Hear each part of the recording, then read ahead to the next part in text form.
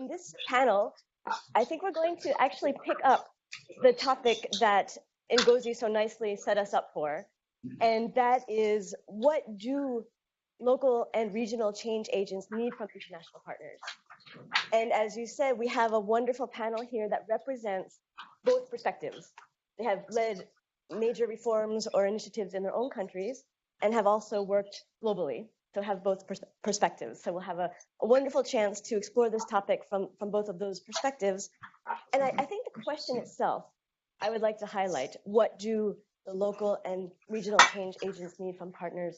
It really symbolizes the kinds of partnerships we're trying to build, based on equal partnerships, peer-to-peer, with shared objectives. So I think that's a theme we want to carry throughout the day. And we have a really rich set of panelists here that I'd like to introduce. So immediately on my left is Midori de Habich. She was the Minister of Health in Peru from 2012 to 2014. And during that time, led a major health reform, a major reform towards universal health coverage in the country.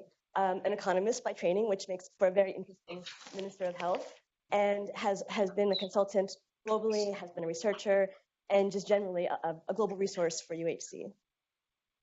And next to Midori is Desta Lakew. She is the Director of Partnerships for Amref Health Africa. It's an NGO based in Kenya, started in 1957, but has worked across all of the continent in more than 35 countries.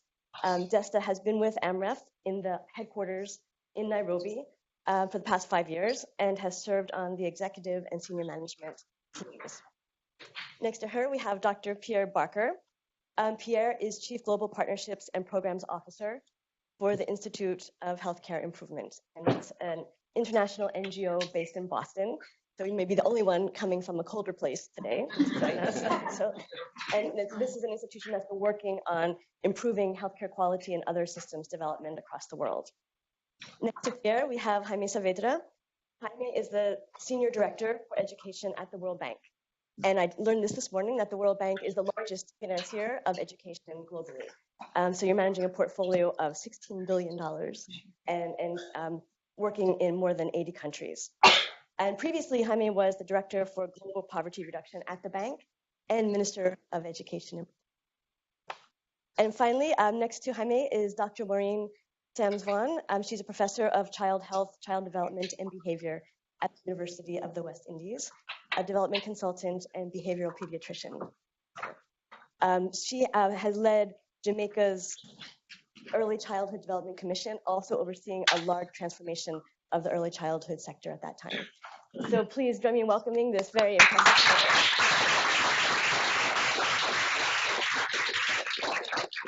I'm going to pose some very specific questions on the different they represent, and we'll hear what they'd like to share to get the conversation going, and then we'll take a round of. So I'm going to start with Midori and Maureen from the perspective of senior policymakers, so serving in that role, who have led complex transformations in health and early childhood sectors. What support can international partners provide to move from the technical solutions and design to the more complex business of strengthening institutions and capacity and change management? What can international partnerships do to support that much more complicated process? So maybe I will start with you, Midori.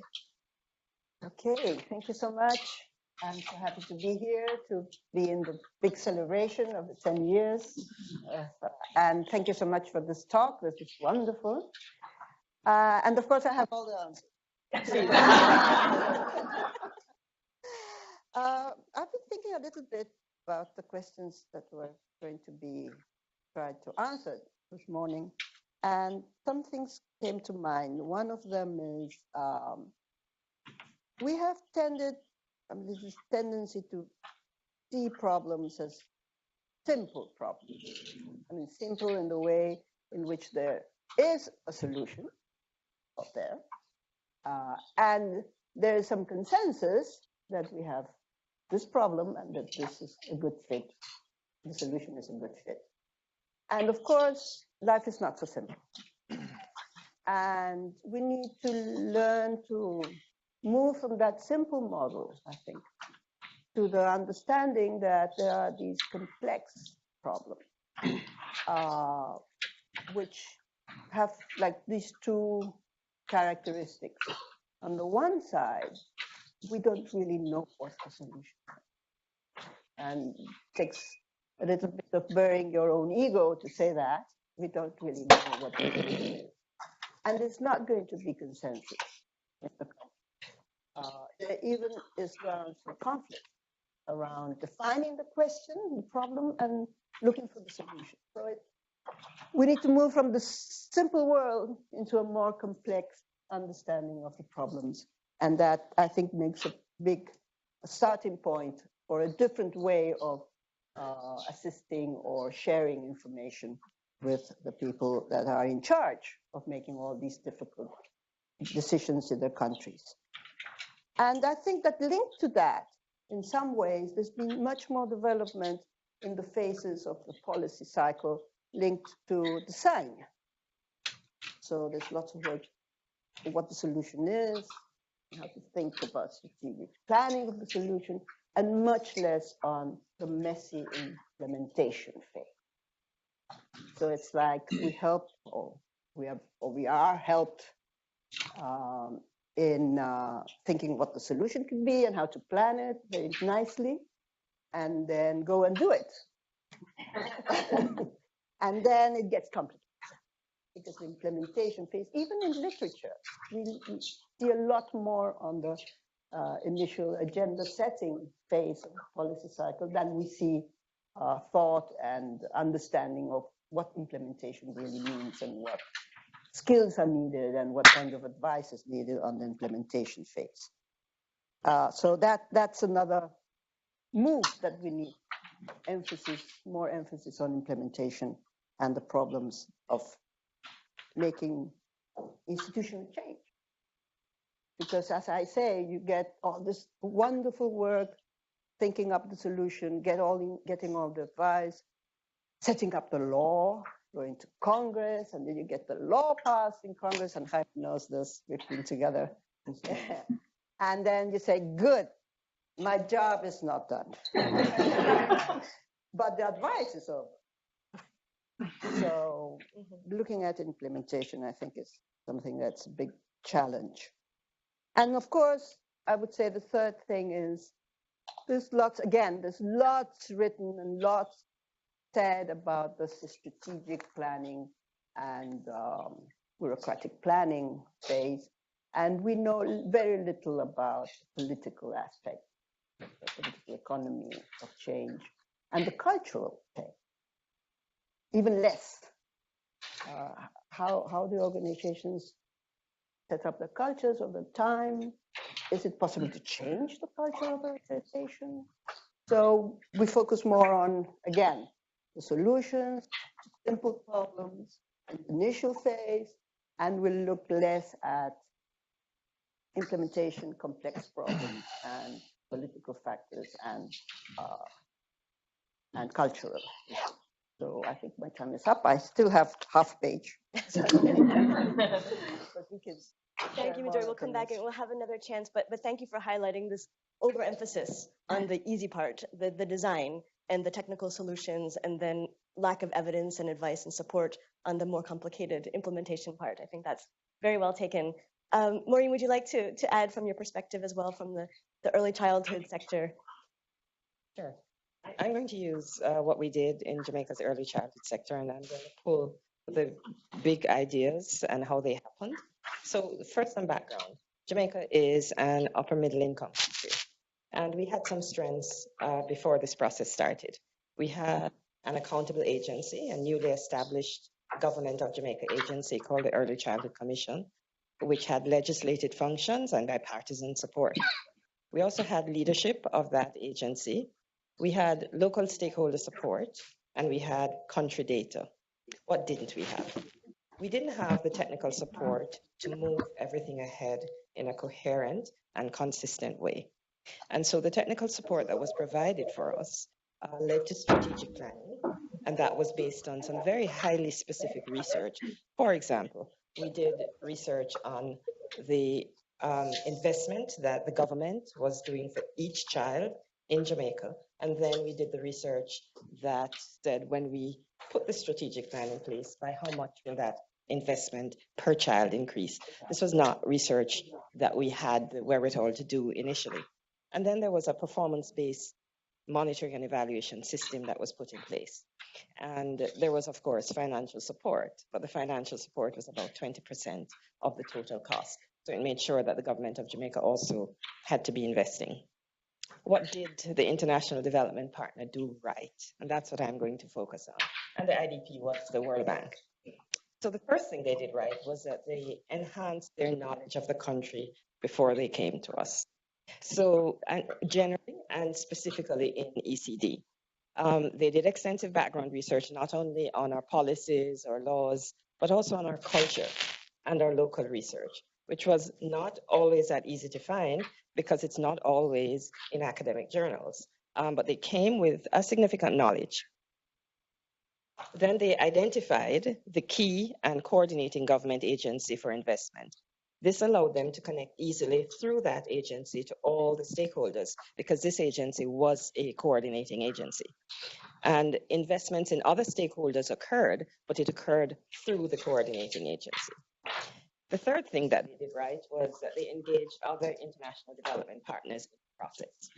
So when our strategic plan was being developed, all the other UNICEF, the IDB, everybody was engaged in the process and everybody had a role to play. That was the third thing. The fourth thing was, and this was quite interesting, the leadership strengths were matched. So I was a leader in Jamaica and the leader in the World Bank, and all the stuff. And I'm not sure you can do this all the time, but Christoph has a background as a pediatrician, and I'm a pediatrician, so we were just connected. There was chemistry, and it was absolutely fantastic because, and he was specially selected because of that. We might not always have this kind of matchup, but the process, the alignment is really important. The next thing was the development of a very collaborative relationship. This acknowledged and respected country strengths and meant that the World Bank understood that this was a bi-directional learning process, because it was. And we really developed a collaborative relationship, which continues on to today. The other thing that was done right was that the investment process had sustainability built in. As Ngozi mentioned, investment was made in systems, not in people. The two leaders are not in place anymore, but the organization continues from strength to strength. And I think these are the basic things that occurred that made this investment work. And so the Early Childhood Commission in Jamaica is an established organization that is now into its third strategic plan, okay, from the original one that was developed. And it was the first cross-sectoral strategic plan. And we did this cross-sectoral plan in 2003. Now we're talking about multi-sectoral. Everything is about multi-sectoral, but we were doing this from 2003. And so now that we have the nurturing care framework for ECD, which is all of this, when we look at all the elements for nurturing care, they're all in our strategic plan and have been there from 2003. So these are the pointers that I take from that experience, and I think that's what made things work. Thank you for that, Maureen. I think it's really nice to hear about what went well. That's always a nice good to hear a good thing to be able to talk about and to talk about challenges. So I think you reinforced some of the things that have been said, but I wanted to highlight this idea of bi-directional learning.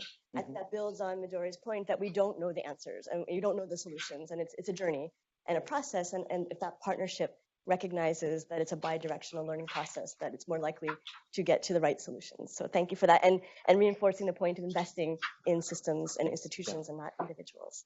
So thank you. That was a great start. I think I'm going to switch now to the regional perspective and ask Desta to share a bit about, from the perspective of a regional NGO such as Amref, how can more of those institutions be cultivated to play a role in supporting the implementation side of things, being closer to the ground and more contextualized, and what kind of support do those sorts of regional institutions would like to receive or share from partners?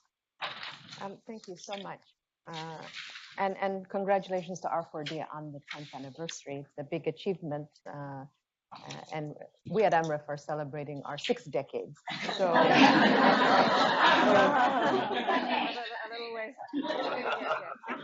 But thank you. And I think from our perspective, and looking at it from a regional NGO like Amref, we have a very unique perspective because we're very close to the ground. So we have a context that is very much grounded in what's happening in community.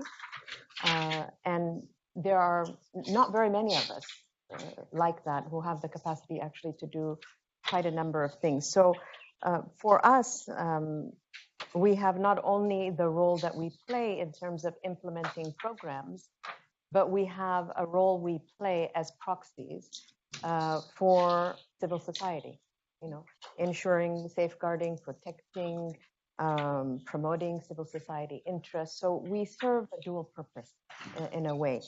And because of the work we do at the ground, in the community, and also in partnership with the governments, we have a really trusted role that we are trusted as a trusted partner. So I think for us, the DNA of Amref allows us to really do some good technical and have our technical skills and knowledge. We do good capacity building, local, district, national, and sometimes regional level. And we're also able to engage in politics or with the politicians, which is really important. And Mrs. Ngozi said, you need every actor. And the reality is, I'm sure as the finance minister, you received so many requests for support. And everybody came in, the health minister would come in and say, this is the support we need, et cetera, et cetera. So for us at Amref, we recognize that it is really political will that's going to move our health development agenda. So even if the finance minister has to make these decisions, until the president says, make it happen, it doesn't happen. So for us, it's important that we have that political will and engagement with the government. I think the challenge that we face as NGOs, and in our case, regional NGOs, but in all NGOs in general, is that we work within a regulatory and political framework that sometimes can be challenging. I think, and that's where the securing the political will makes a difference and advances our agenda. Sometimes, and also again, you mentioned it, Ms. Ngozi, capacity building. Sometimes we don't have the capacity as CSOs or NGOs to really push the health development agenda or even ensure sustainability. So capacity building is really key for us. And then one of the most critical factors, I think, is financing. It's an important factor for a number of reasons.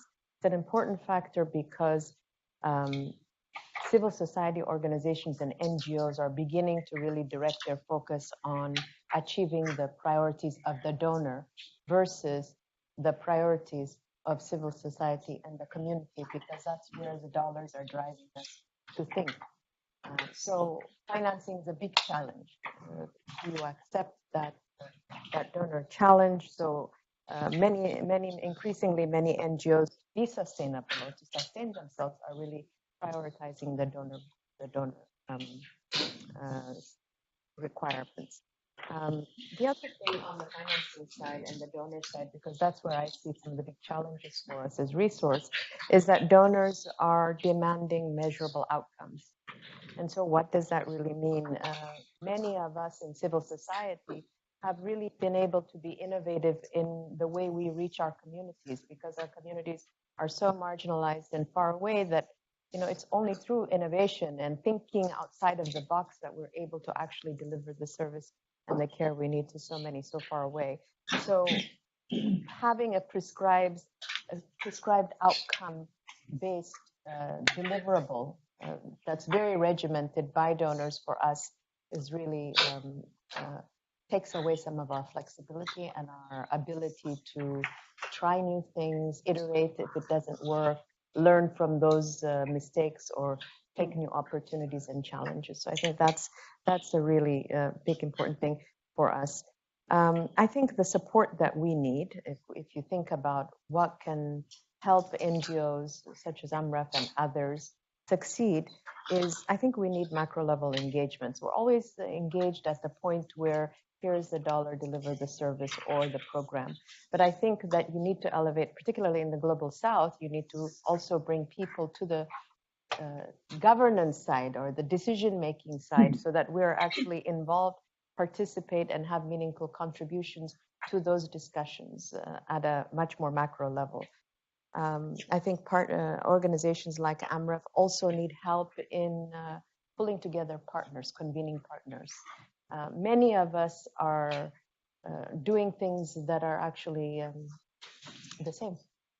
I remember years ago, CDC was funding HIV, and I'm from Ethiopia, and I heard my brother got hired into a program, and there were 5 programs running, funded by the same funder, doing exactly the same thing, and it was all duplicative. So I think we need to really look at some of that. It's really, let's convene the partners, let's discuss what we do, what our unique contributions can be, etc. And then also understand what our common priorities are, the agendas, develop policy papers together, develop a collective body of work that can drive our development agenda forward. And so I think those are some of the key things. And then, of course, using evidence-based decision-making, we could use support on that, making knowledge management, translation, and sharing of data more accessible and meaningful for us. And then finally, I think I'll just touch upon this, but I'm sure it's an opportunity for discussion later, is really looking at NGOs, not just in the global south like Amref, but also the global north like R4D. And then looking at what our proximities to our relationships are that can actually help us work together better. So in the case of a global north NGO, you have proximity to donors, you have proximity to policymakers, et cetera. In the global south, we have proximity to the communities that we serve. And I think that there are understandings and contexts that we can call upon. So I think much more cooperation between global north and south NGOs. That's what I'd say. Thank you so much, Desta, and thank you for highlighting, I think, the really critical role that regional NGOs such as Amref play as a bridge from the community to some learning across a region or a continent, and that trust that you have and the ability to engage at a political level that might be difficult for other partners. Thank you also for bringing out some of the challenges that I think we're going to be digging a bit deeper into throughout the day in the structure of the financing that's coming from the funders and the types of results that you're accountable for, and does that really match the way that progress happens on the ground and in communities. I also like the thinking about already some partnerships, how we could be valuable partners, the global north and global south, however we want to define it, but in bringing more macro level agendas together, throwing them together from different perspectives, and also having that convening power and getting a bit more of that coordination that we heard now, I think, a couple of times from a couple of the speakers. So thank you very much for that. I think we'll move now to Pierre. Pierre has an interesting perspective as an international NGO, helping to incubate and cultivate NGOs at the country and regional level to carry on some of the work that you were able to start. So I wanted to ask you, Pierre, to talk a bit about what some of the challenges are of getting a local NGO off the ground with the capacity to absorb a larger grants and to deliver on those programmatic expectations. Thanks, Cheryl, and thanks very much for having me. So I work with the Institute for Healthcare Improvement, IHI, and we have a particular methodology, quality improvement, that works very much at the implementation side of trying to improve the performance of health systems. So we've had an interesting journey over the last 15 years. Our philosophy as an NGO to stay small, specifically because we want to transfer the methodology into the systems in which we're working. We work directly with governments, trying to build that capability within governments for effective performance of health systems, but also to make sure that there is the capacity to scale up those interventions and also to make them sustainable. So in addition to working with governments, we've also had experience with founding and developing 2 NGOs, one in Malawi and one in Ghana. And I think that they've been very illustrative of the kinds of issues that we face as we try to move the capability, knowledge, technical knowledge out of the north and into the south, particularly around implementation. So I'll just talk very briefly about these two organizations. The first one's called Maikanda. It's in Malawi, and it's an organization that has now developed really significant capability around quality improvement methods, is able to help not only the Malawian government, but also other NGOs within Malawi. It's been around for about 10 years now. It's a fully incorporated Malawian organization with a Malawian board. And I would say that the results are mixed.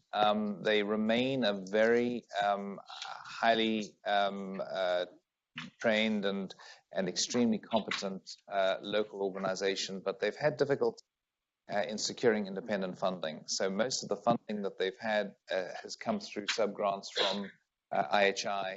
And over the last 2 or 3 years, they have started picking up more grants of their own. The problem is that, and I think you alluded to some of this, the way that the grants are coming into the countries, they're servicing other people's ideas. So they're also servicing the agendas of some of the donors, and they're ending up doing sort of what I think of as piecemeal work to support those agendas, rather than being able to focus on the central agenda of the country. To be able to push forward on some very high priority areas. We've had some issues around financial governance, all the kinds of teething issues that you might expect. And I would say that the one thing that we can do is really make sure that these organizations are set up for success. There's a phenomenal amount of actual practical operational organization that is required, and you cannot expect a new organization like that to start up without intensive oversight to start off with, and also intensive training and capability building. The second organization, Ubora, is very interesting. It's based in Ghana. It came out of a project. So we had a Gates-funded 6-year program, a national scale-up program for improving outcomes for children under 5. Based on the quality improvement methodology. So they ended the project with 8 very highly qualified improvement specialists who kind of had nowhere to go.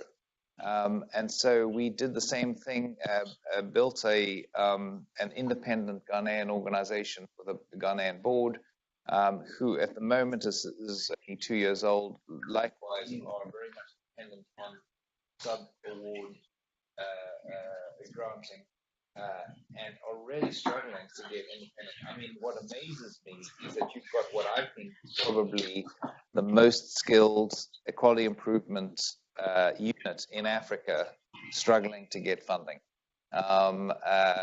because I think they're untested. I don't know, we're trying to help them to become aid auditable.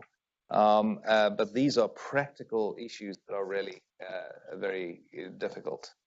I want to talk just very briefly about the alternative strategy which we've used, which is to work directly with governments and to build capacity within government units. So in Ethiopia, we're working with the government of Ethiopia to build a quality management unit.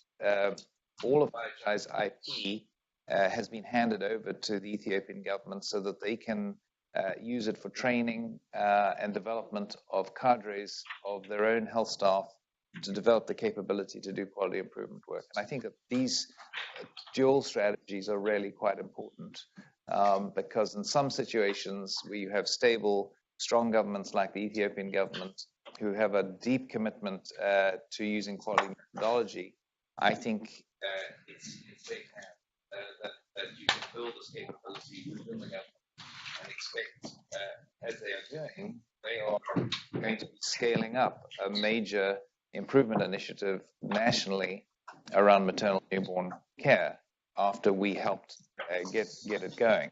And it's very gratifying to see, because I'm confident that they will build the capability across the country, because they now have a unit that is dedicated to do that. So I feel, overall, I feel very optimistic that the dual strategies are really helpful. building private NGOs that can be regional sources, building strong capability within governments. I'd love to respond at some point if we have time to this issue of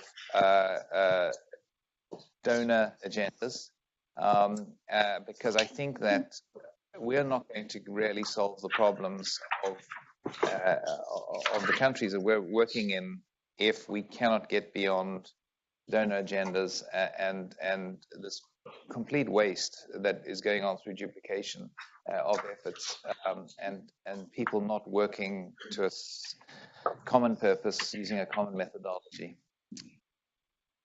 Thank you, Pierre, and thank you for that last point. And I want to circle back to what you said that I think we should pick up on, this vicious cycle that's being created. So if the funders don't want to directly fund local NGOs because they don't have capacity or adequate capacity in their view, but then when they are funding them, their agendas are fragmenting the activity so that it's very difficult for the organization to build their capacity. So I think that's a very important point to take up, in addition to the fragmentation also causing duplication and those other issues. And I think we'll also be picking up throughout the day this balance between strengthening institutions at the government level and at the private NGO level, and how to do that in the best way so that they work in harmony and not on opposing agendas. So thank you so much for that. And I'm going to ask Jaime to think from the perspective of both a former policymaker and a current partner.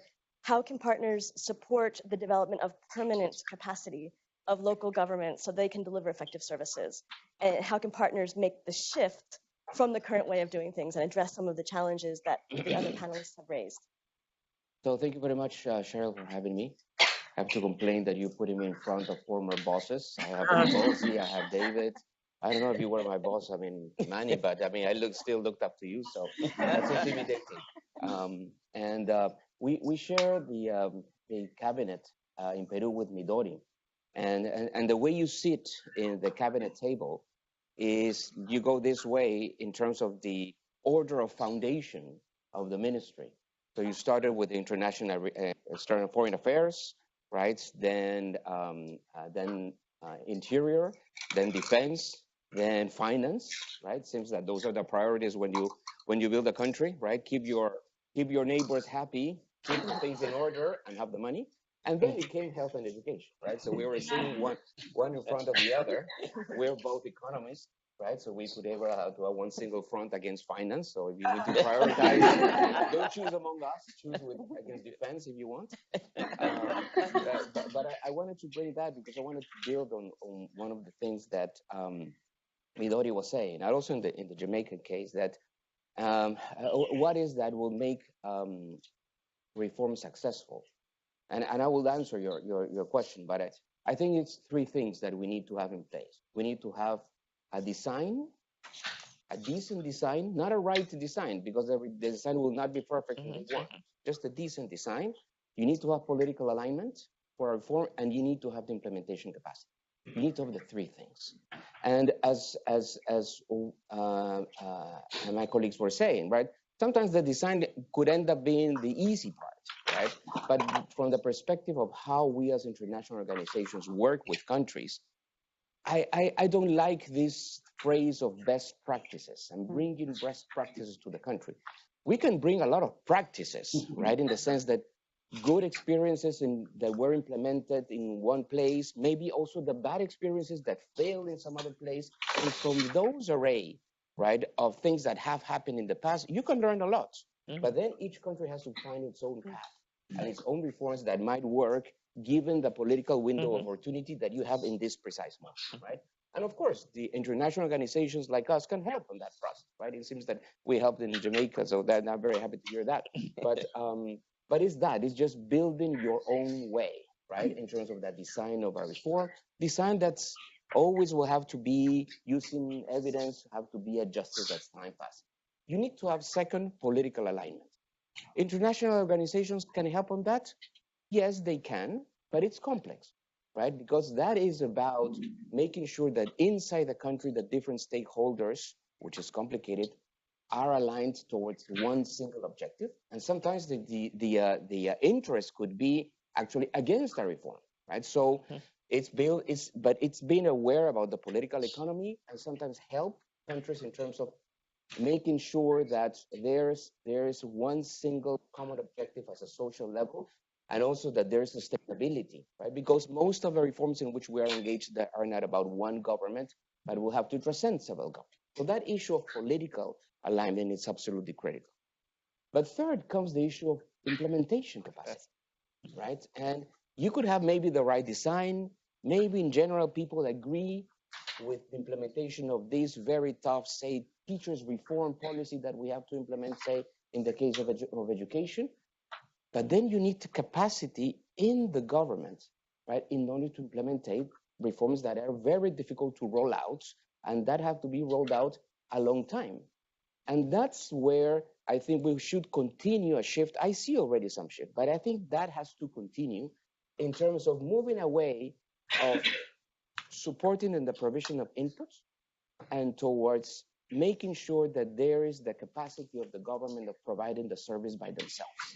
Could be in alliance with local NGOs, and that could be fantastic, as long as that is something that is really ingrained right in the system, right? So when we have like the typical PIU, right, a project implementation unit that tries to make sure that this part of the resources are well implemented.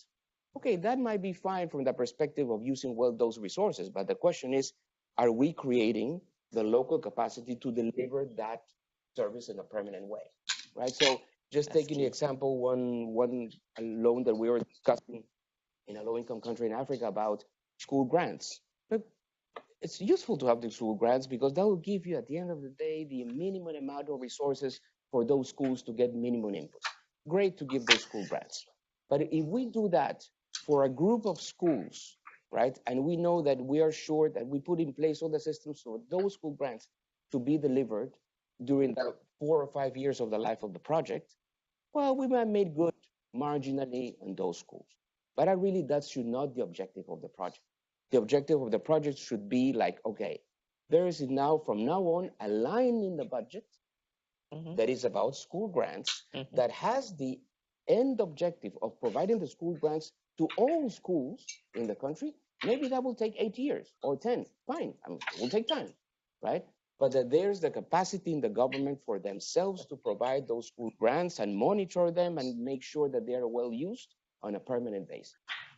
If that's not happening, then there's no change, right? There's not sustainable, real change.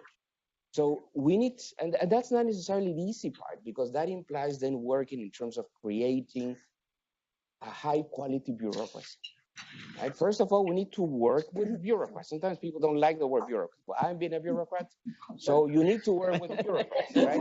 And you need to make that you select the right ones that have the right motivation, right? And that have the right capacity, right? If we don't move and shift toward that's probably less sexy part, right, of the international aid, right? I mean, it's much nicer to take pictures with young little kids that are receiving the school grant than take a picture with a bureaucrat. But if we don't take the picture with the bureaucrat because we made the good job in terms of improving the quality of bureaucracy on a permanent basis, right, then not much has really changed, right, in terms of permanent and sustainable improvement in the quality of services. But let me leave it there. Thank you, Jaime. Did you want to say something? I wanted to comment on something you mentioned there, because I fought strongly against having a project implementation unit for exactly this reason. It was one of the downsides of having the bank there, that when we were trying to coordinate something, everybody saw it as a project. And in my mind, early childhood development for the country was not going to be a project. Right. It was going to be ours. So I fought, and I had to fight really hard because everybody was accustomed to having a project implementation unit.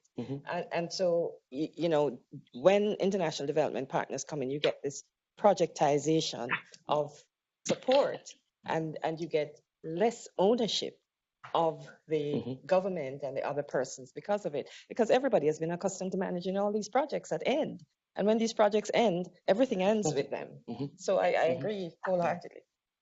If I'm allowed to also editorialize as a moderator, I think project is one of the bad guys of international partnerships. And I think maybe we could speak about that openly today, but I thank you for raising that. Really, it's true. I mean, it drives agendas, it drives results, how they're measured, and where the resources go, and what you have at the end, or don't have. I think this. I want to pick up this point of shifting away from inputs and really looking at, because shifting from inputs are things that you can count. And it doesn't just mean investment, as in the case of the World Bank, but inputs, technical inputs. Are we just delivering analyses or reports and things like that? That's really very different from processes, which are to some people, not myself, but less sexy. And I think that that's something that we really have to think hard about how to define to offer a substitute. Maybe. So thank you for these great interventions. I think we have some time for a round of questions from the audience. We'll take a bunch and then just allow the panelists to pick and choose how to answer.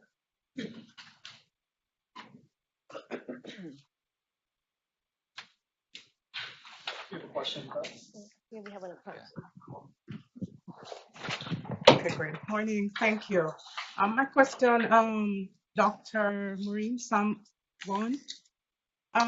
Your description of the early childhood education project in Jamaica, it's just all around very positive. My question is, with everything working so well, what were the outcomes? Oh, very easily. So we had we had based on the strategic plan, we had a number of different outcomes. So, for example, we developed the regulatory system for early childhood institutions. When we started, we didn't know where they were. So for the first time, we were actually structurally understanding where each of the institutions was in terms of 12 standards that we established. Those came into law. And now we have just moved to this situation where we now have almost 200 schools that have met those standards, and about another 1,000 or so that are at 60 to 80% of meeting standards that are recognized as important for child development outcomes. More difficult is the actual measure of the outcomes, because those standards take such a long time to get going, but we are in fact doing that. We also impacted the health sector by establishing the basics of a national early screening and intervention program. We had 5 pillars, and each one of the pillars had measurable outcomes. And we had a performance-based system that when we hit the targets, then we would get the support from the bank. But it also meant, as I said, the bank only provided 22% of the support, and the government had to provide the additional input over time. It would take a long time in terms of the indicators, but just the regulation of the early childhood institutions and their improvement is something that comes to mind very easily. Okay, just a quick comment, because there are over 2,500 early childhood education institutions in Jamaica, and just over 200 of them are certified.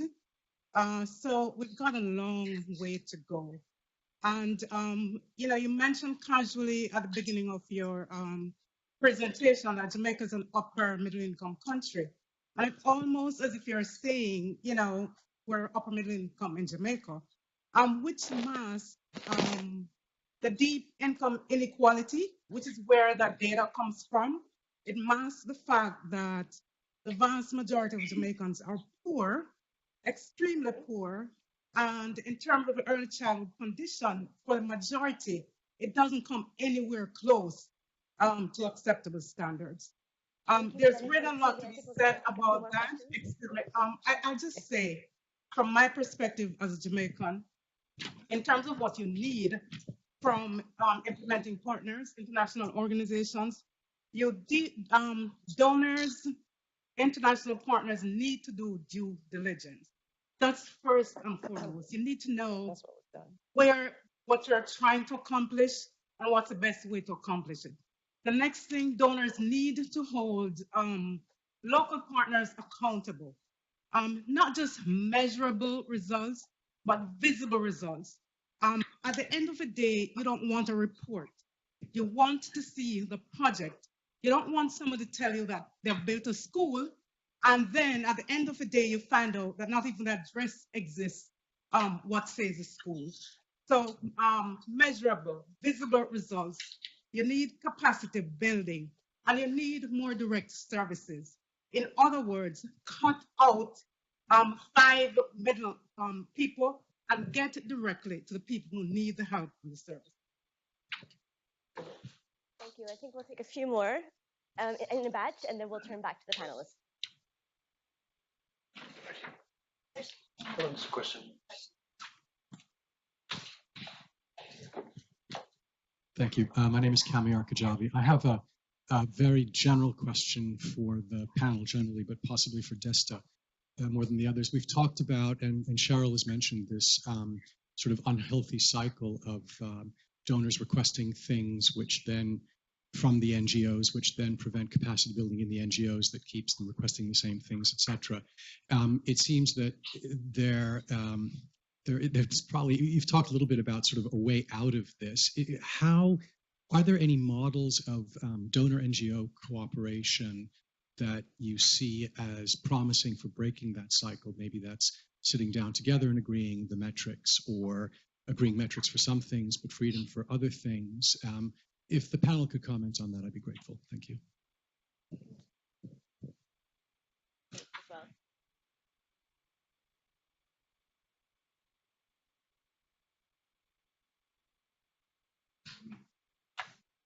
I guess my question would be to Midori and Maureen.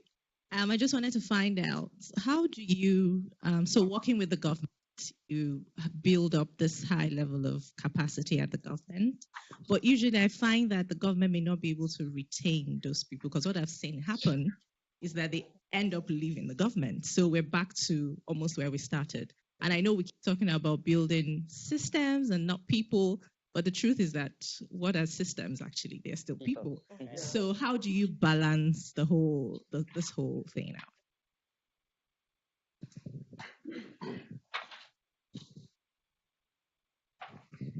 Thank you. My name is Adefunke from Nigeria. I'd just like to know how the development partners get their data or confirm their data, because as a researcher, one of the things I've been told is that for Nigeria, we have 3 types of data.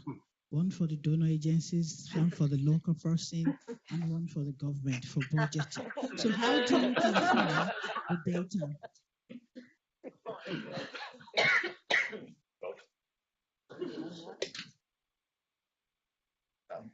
Thanks. Thanks to the panel for really good presentations. And to link some of what's been said with what Ngozi said before, could anyone give a few pointers on how to get foundations and donors to give money that's not earmarked, that's not projectized, that will provide for institutional development? And let me pass this. Judith Edstrom, also following up on the system that Ngozi was proposing, or challenged with in terms of, and for all of you in working with civil society organizations, one often finds that they are founded by a charismatic or individual who really rallies funding, dynamism, staffing, and so on. Unfortunately, that person often gets hired by an international project or to do this or that. And with that, a lot of the energy and oxygen goes. Similarly, the financing conundrum, giving too much money, and at the end of the day, it's like falling off, the waterfall with no money. Too little funding, and the organization limps along. How does one address these challenges?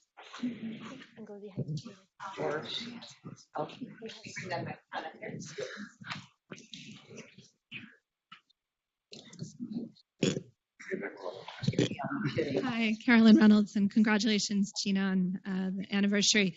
I want to pick up on what actually it links to this thread, but Ngozi talked about political will and leadership. Desta, you talked about that.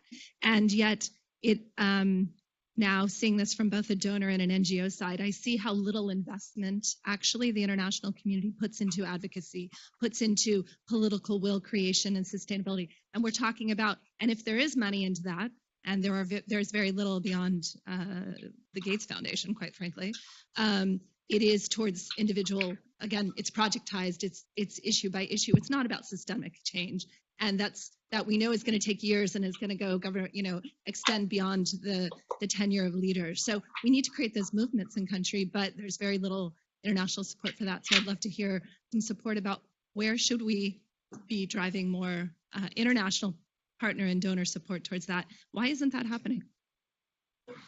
Ngozi, the last question, please.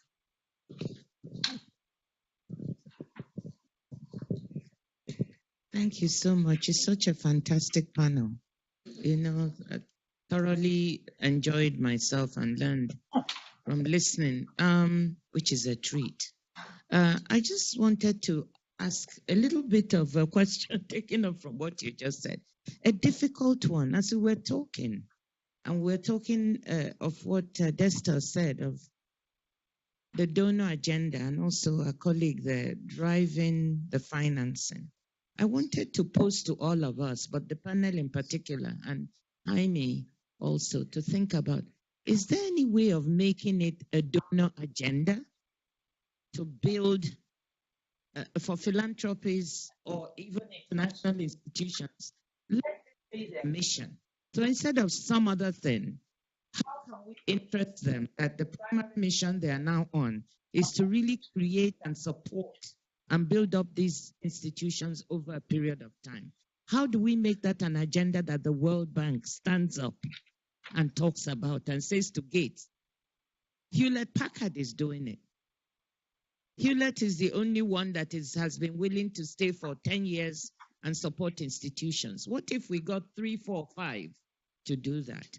Could we make that an agenda for them to create this? So that was I'd like the panel to comment.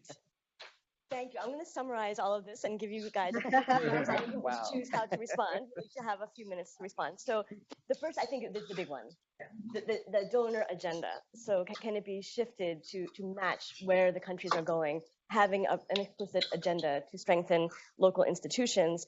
And then following on that, are there any good models about how to do that we can learn from? So that was one theme. I think the second big theme that I heard had to do with the reality of working with individuals versus institutions. So the reality being that people will leave and you will lose some of the capacity that you've built. How do you deal with that, plan for that? How do you make sure that the NGOs that have these charismatic leaders then don't lose that brain power into the international partners? So a second big theme that I heard. And then the third one, I think, is more kind of the operational part. So how do you then align the funding to be less projectized? How do you use the right sources of data so that you know what priorities are? I think those are what I heard. But please feel free to respond to anything else that you've heard. And maybe we'll just go from right to left. So thank you so much. That was really interesting. I would like to maybe talk a little about this issue of people leaving and within government. So you have this luck. You can convince them to join the administration, and then either they leave or they're made to leave. And usually the latter. Because there's a new minister or a new government. And so when we were together in government with Jaime, there was this idea of having a civil service reform in the country. And this is a big deal, you can imagine. So the people who were running that had this great idea of, okay, while we roll out, we think about this reform and go into all these complicated things. They set up a parallel program, which much shorter term results, which was a sort of pool of public managers. And they will be available to all levels of government. In the case of health, we said, oh, this is a great idea. Let's do something specific of having a pool of health managers, so public health managers, available for the regional governments, for the local governments, even for our own hospitals. And so we set up this training program with them. They set it up, and we had a very good selection process. And then we ended up like, I don't remember the figure, but like 60 people. And then we asked the hospitals and the regional governments to be aware of these people. And it took a while. At the beginning, they didn't want to have these people. We learned that we could not send or propose one person to go, because then it would be a big clash with the rest of the population. So it was with the rest of the personnel. So it was a basic team of people that were sort of available. And little by little, the institutions sort of accepted having them at key positions. And these are people that even if a new director comes in or a new government comes in and asks them to leave, they will go back to the pool and they will be available for a wider sort of institution that needs them. So we tried this out. As I said, it was difficult at the beginning. My own vice minister didn't like the idea. He was a hospital director by previous life. But little by little, it sort of rolled out. And quite recently, like 3 or 4 months ago, I saw an experience in one of the regions in Peru, the southern region, in which the governor had said, okay, I want those people in these hospitals, and gave them political support, going back to the political support. And they've made fantastic change. Fantastic change. These people are there. They're available. So this is, I mean, we have not solved the whole reform of civil service. But this seems like a very nice experiment that is working. So that's on that. On the more political will and why we are not really, I mean, it's there. We do all this technical stuff, and then, oh, it doesn't happen because there's no political will. And it's a black box, correct? As organizational culture is another black box. And on the political will, before working in the ministry, I had a long time working with USAID projects in Peru. And they gave us quite a wide range of flexibility to do things outside the box. We gathered political representatives of like 17 parties, and we had a consensus building process with them on what the health reform in Peru should look like years to come. And that set in motion many laws, then a convergence towards one big law that was approved in 2009,